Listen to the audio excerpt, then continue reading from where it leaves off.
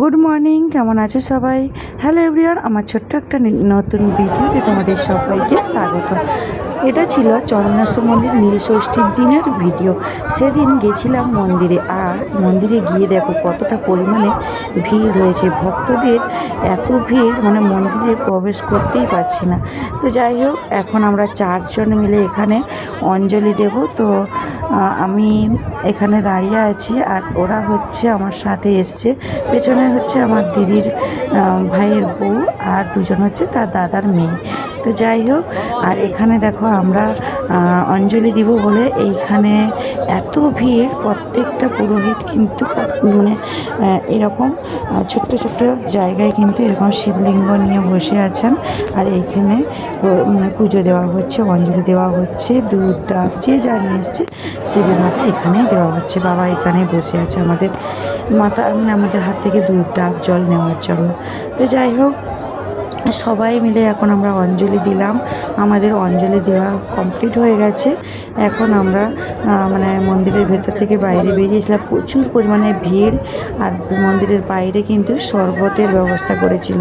তো আমরা ভাবলাম যে আমাদের এমনি উপোস আছে, চলো শরবত তাহলে খেয়ে নিই।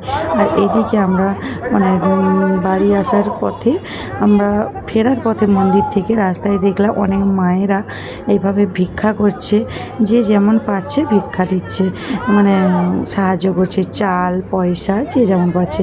এই যে গলায় পৈতেগুলো আছে, যারা ওই পৈতা দিয়ে মানে পৈতা দিতে এসছে এখানে, তো তারাই কিন্তু চাল নিয়ে এসছে, তারাই এইদেরকে ভিক্ষা দিচ্ছে।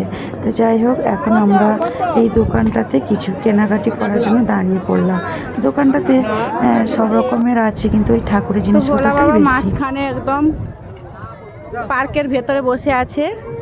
এই যে দেখো ভোলা বাবা, আর ওই যে হচ্ছে চন্দনেশ্বরের মন্দিরে ঢুকতে গেট, আর ওইদিকে আছে বেরোনোর মানে পুকুর ঘাট যে যাওয়ার জন্য ওইদিকে রাস্তা। আর ওই যে বড় একটুখানি রেস্ট নিয়ে আবার একবার এসছিলাম মন্দিরের সামনে, দেখলাম এখন একটু ফাঁকা আছে। আবার ভিতরে গিয়েছিলাম, কিন্তু সেই ভেতরে কিন্তু প্রচুর হাজার হাজার লাখ লাখ ভক্ত কিন্তু বাবার কাছেই আসে, আর বাবা কিন্তু সবার মনস্কামনা পূর্ণ করে। তো আজকের ভিডিওটা তোমাদের কেমন লাগলো অবশ্যই কমেন্ট করে জানিও। আর আমার ভয়েস দিতে সত্যি প্রবলেম হচ্ছে, তাই জন্য ভুল হলে মাফ করে দিও। তার খিদে পেয়েছে না তোর খিদে পেয়েছে? ঘুমিয়ে গেলে খিদে পেত না, ওই ঘুমাসনি বলে এই জন্য খিদে পেয়েছে।